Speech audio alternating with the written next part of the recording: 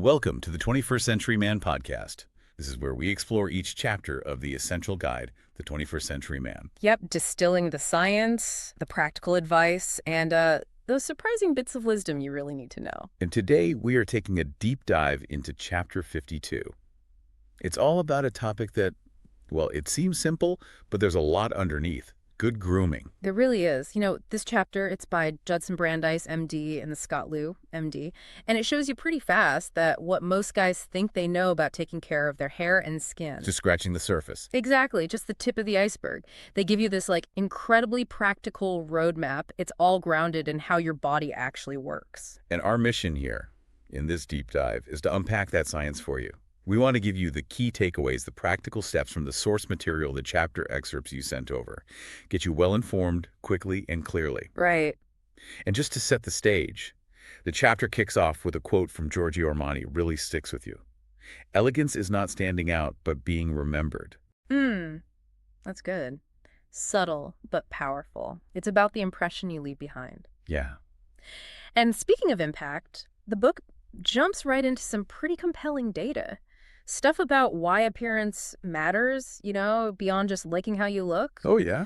They cite this economic research by Daniel Hammermesh and Jeff Biddle. Okay, let's get into this. Yeah. Because the findings are kind of eye-opening. They really are. Their study suggests that it doesn't matter what your job is, if your appearance is seen as below average, you could potentially earn, what, around 9% less per hour? Than someone average, yeah. Yeah. And if you're seen as above average... That's maybe a 5% bump. Right. Yeah. Which adds up. We're talking thousands of dollars a year, Right. just based on, perceived presentation. Wow. And what's really fascinating, the study actually tracked this over time. They looked specifically at male attorneys. Okay. 5 years into their careers, the ones considered attractive were earning about 10% more. 10%. And then a decade later, that gap actually got wider, up to 12%. 12%. So it suggests that how you present yourself might actually become more important as you move up professionally. That seems to be the implication, yeah. So the big insight here isn't just vanity. Grooming, as the book points out, seems tied to your overall presentation, and maybe even how you're perceived professionally, socially. Especially now. They mentioned the Zoom conference era. Right, where our faces and hair are just constantly on display. Exactly. So the book aims to give you the knowledge, the tools to navigate that effectively. Makes sense. And it starts with probably the most common grooming ritual for a lot of guys: shaving. Right. The chapter asks, how often do you actually shave? Mm-hmm. And are you really caring for your facial skin when you do it? Good questions. And to answer those, the book really dives into the basic science of hair itself. Yeah, this is key. You got to understand that hair grows from a hair follicle. That's the living part down in your skin. Okay. The hair shaft itself, the part you see, that's made of a really tough protein called keratin. Remember that analogy from the source? The copper wire one. Yeah. They say dry hair is as tough as copper wire. Wow. Okay. Thinking of my stubble, like copper wire. Yeah, that definitely explains why shaving can feel like such a battle sometimes. Totally. And your hair isn't just growing constantly either. It goes through cycles. Cycles. Yeah, there's the anagen phase, that's the growth phase, lasts for years. Then a short catagen or transitional phase, just weeks. And finally, the telogen phase, that's resting. Resting. Yeah, lasts a few months. The old hair falls out, gets pushed out by a new one starting underneath.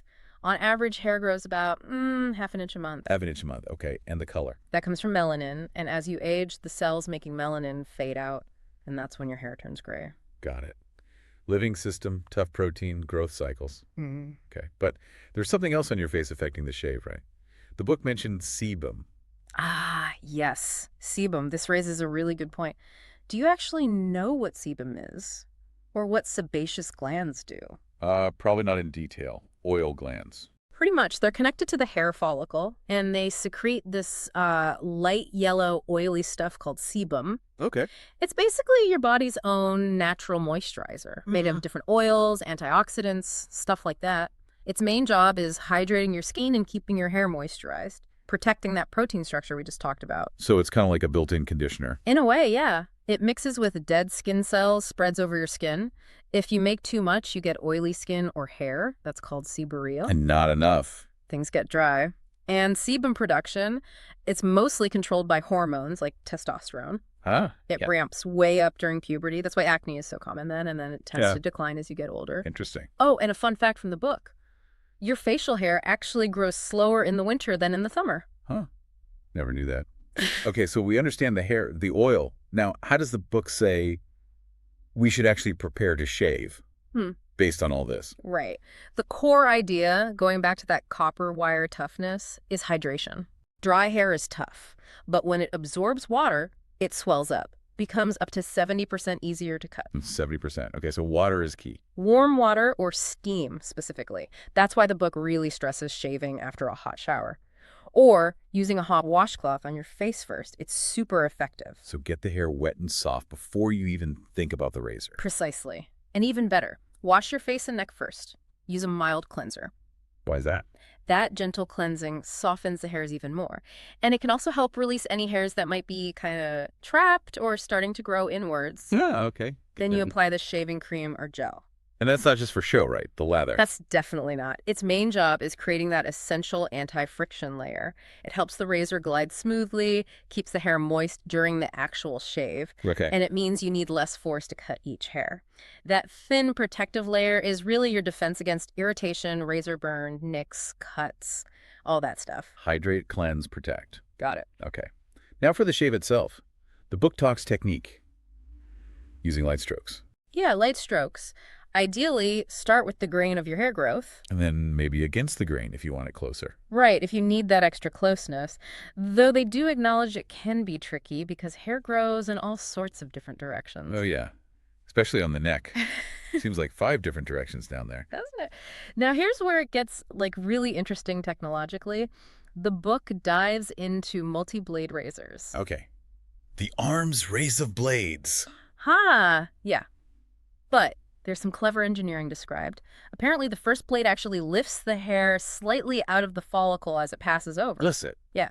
And then the blades behind it cut the hair further down before it has a chance to fully pull back into the skin. The classic lift and cut principle. I've heard that. That's the one. And beyond that, having multiple blades helps distribute the pressure you apply. How so? Spreads it over a wider area, so it just feels more comfortable.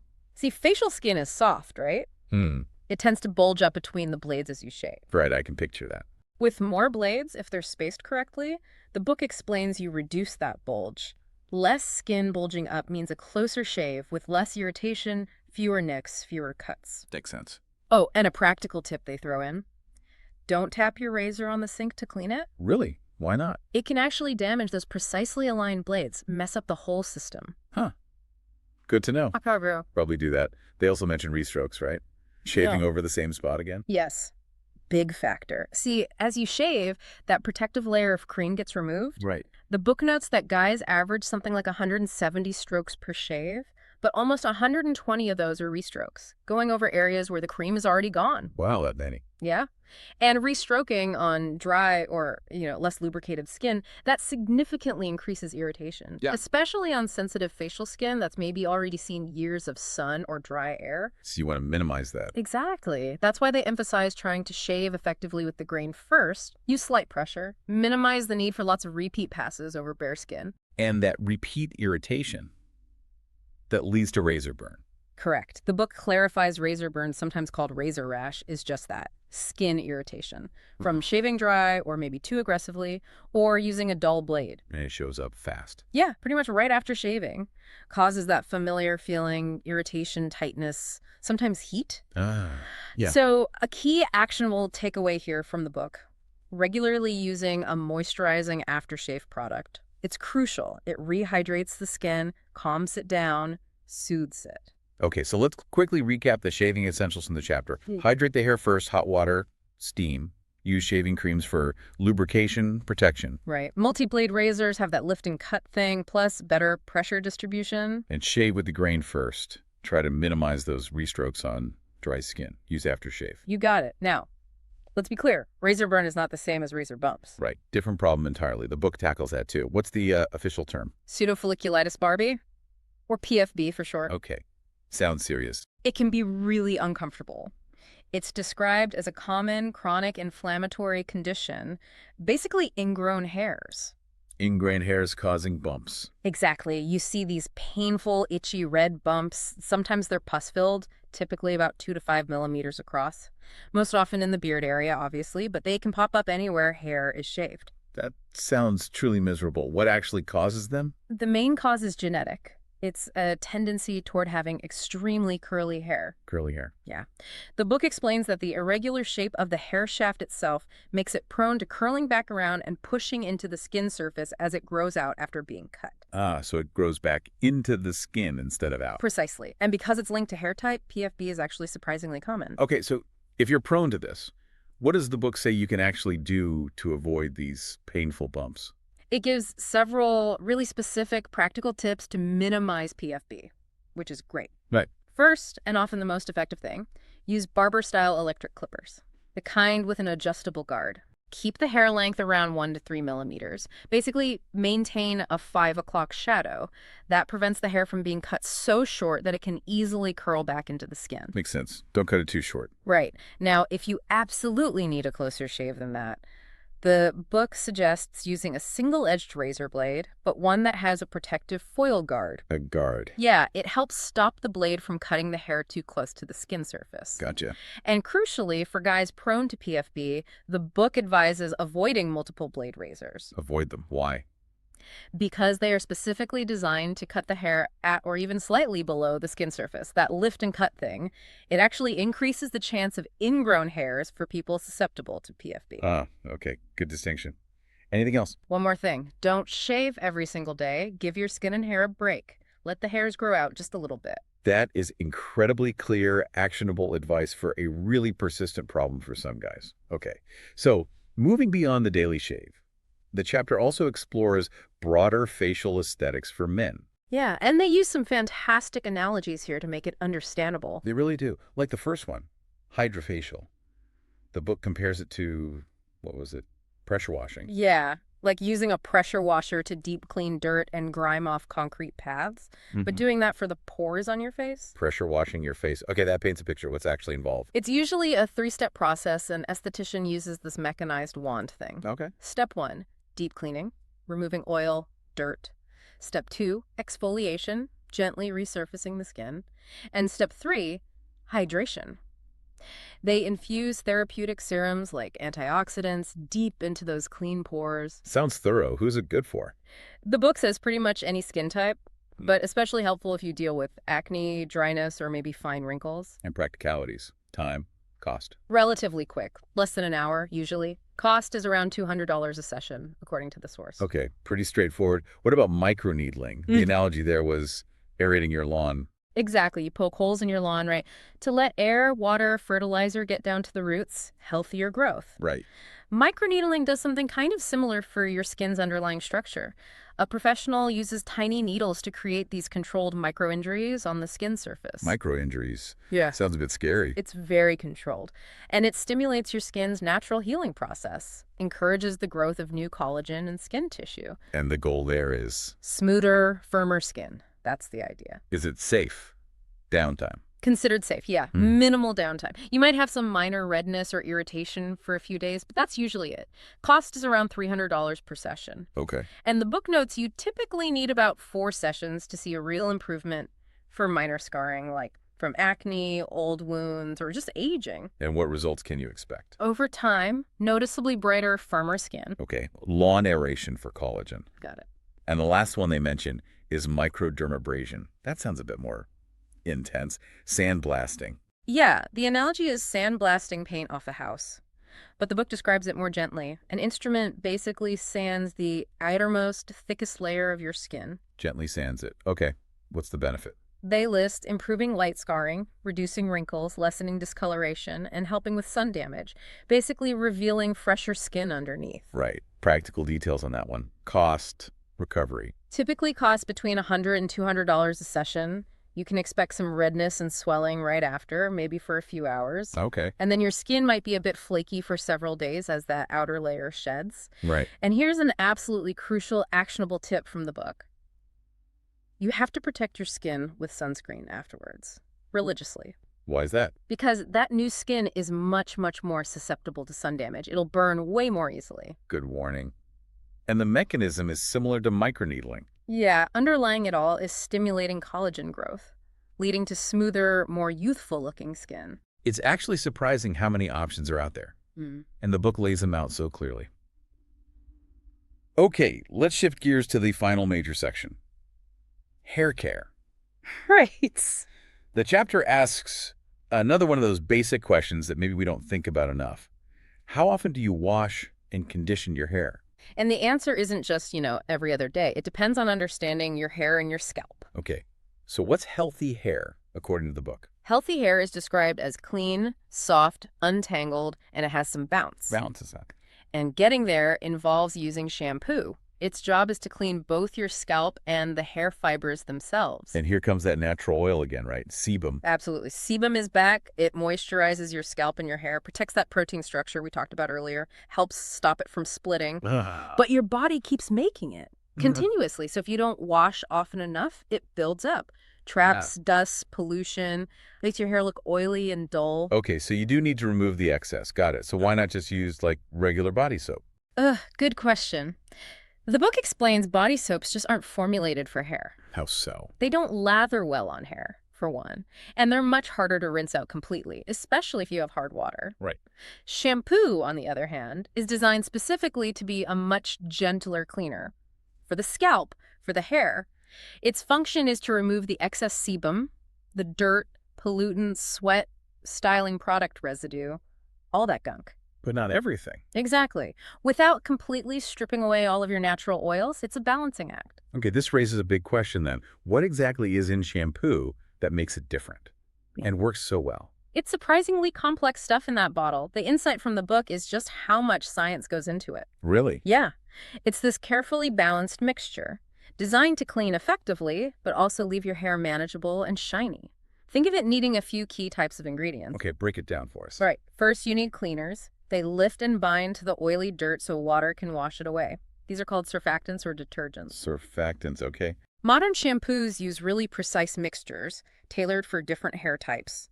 Then you need foaming agent stuff to create that lather we all like. Gotta have the lather. Right. You need thickeners to give it that nice, easy-to-handle viscosity. You need things to help it work well, even in hard water. Stop soap scum sequestering agents, they're called. Okay. You need stuff to get the acidity just right, pH adjusters. This is actually pretty important.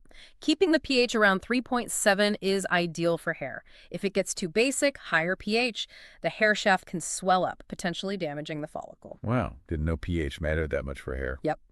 Then preservatives, obviously, to stop microbes growing in the bottle. Sure. And then you get the special additives, vitamins, botanical extracts, that kind of thing. Do they work? Well, the book notes their actual clinical effect is often questionable, just because they aren't in contact with your hair for very long. But this is where a lot of the marketing claims come in.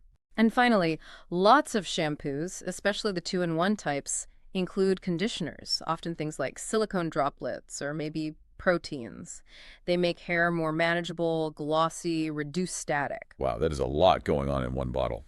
Definitely more than just soap. Absolutely. A good shampoo has this really tricky job. Clean the sebum and dirt effectively, but don't make your hair or scalp too dry. And still leave your hair looking and feeling good afterwards. It's a balance. Oh, so with all that complexity, Yeah. how do you actually choose the right shampoo for you? The book gives a pretty useful breakdown based on your hair and your needs. Okay. Normal shampoos are for guys with, average hair, chemically untouched, moderate oiliness. Makes sense. If you produce a lot of sebum, your hair gets oily fast. Look for shampoos specifically made for oily hair. Right. If you wash your hair every day, daily wash shampoos are designed for that. Milder detergents, usually no heavy conditioners. Use a lot of strong styling products like gels or pomades. Deep cleaning shampoos are good for removing that buildup, but they're strong, so use them maybe only once a week. Gotcha. Weekly reset. Yeah. Dry shampoo is actually milder. Recommended if your hair is chemically treated or harshly styled, or maybe if you can't shower regularly, like if you're ill. Okay. And professional ones? Those are the ones used in salons. Before a cut, or especially before chemical treatments like bleaching or coloring, they're concentrated, designed to neutralize harsh effects. Definitely not for daily home use. That makes navigating the shampoo aisle a whole lot clearer. Yeah. Okay, what about frequency? Does the book say how often you should wash? No strict rule. It basically says washing frequency is mostly down to individual preference. Really? Daily is okay. Washing daily with a well-formulated shampoo shouldn't damage your hair, according to the source. And for conditioner, there's really no upper limit on how often you can use that. Interesting. Like we said, sebum is your body's ideal natural conditioner, but shampoo does remove some of it. Right. Okay, speaking of the scalp, what about dandruff? Super common issue. Yeah, the book addresses it pretty simply. Dandruff is just flaking skin on the scalp, The signs are obvious. pretty much. Visible flakes in your hair, maybe on your shoulders, and often an itchy scalp. And the fix. The practical advice is straightforward. You can often manage it just with a gentle daily shampoo or by using a medicated dandruff shampoo periodically. Okay. The book also notes that stress can make it worse, and so can cold, dry weather. Good to know there's usually a simple treatment path. Mm. Okay, finally then, conditioners. If sebum is our natural conditioner, why do we still need this stuff in bottles? Because, like we just said, shampoo can remove too much of that natural oil. Ah, okay. So conditioners are formulated with additives, specifically to improve manageability, appearance, fullness, make your hair feel better after washing. So if your hair feels dry after shampooing. The first practical tip is usually try a different shampoo, maybe one that's less drying, before you just load up on conditioner. Point. And the book gives this really explicit warning. Never, ever use liquid hand soap on your hair. Why not?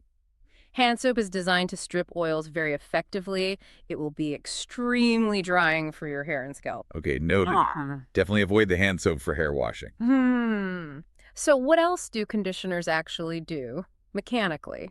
Yeah, this is pretty cool too. They work in a couple of ways. One is reducing static electricity. Static? How? Conditioners often contain ingredients with a positive electrical charge. Mhm. Hair naturally has a slight negative charge, so they balance it out. Less static cling. Huh, clever. They also work on the hair cuticle. You can think of the cuticle as like overlapping scales on a fish or shingles on a roof. It's the outermost layer of the hair. Okay. Conditioners help flatten those scales down, make them lie smooth. Why is that good? Two reasons. One, it reduces friction between the individual hair fibers, so your hair is smoother, easier to comb, less likely to tangle. Two, flattened scales reflect light much better. Making it look shinier. Exactly. Improves the glossiness. So, smoother, less static, shinier, by working on that outer layer. Okay. And just like shampoos, are there different types of conditioners? Yes, absolutely. The book outlines several main types you'll find. Such as? Instant conditioners. These are the most common ones for daily or regular use. You put them on after shampooing, leave them for just a minute or two, then rinse out.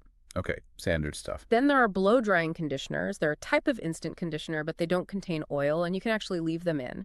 Good for fine hair or if your scalp tends to get oily quickly. Leave in, okay. Deep conditioners, these are more concentrated, thicker. You leave them on for longer, maybe 20 or 30 minutes for more intense conditioning, like a weekly treatment. Right.